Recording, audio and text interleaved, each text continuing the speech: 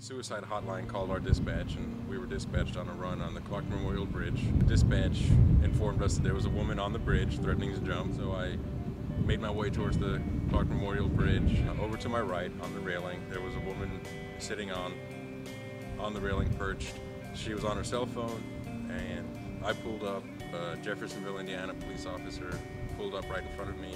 He approached her from one side, and I approached her from another angle. And while we were moving towards her, I was talking to her.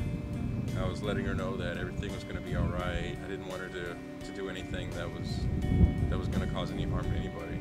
I just asked her to stay calm for me and relax. I got up close to her. She hadn't said anything to me. She was still just crying and upset and looking at the water and looking at me and looking back at the water.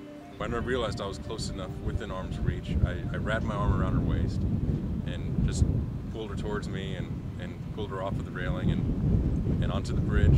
Told her that she didn't have anything to worry about. She wasn't in any trouble. We just wanted to let her talk to a psychologist so she could deal with her problems. She was still upset.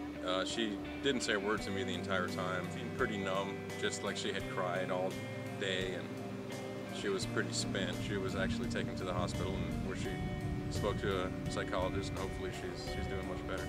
That it's just sort of a part of doing that job, and you have to come to expect things like that.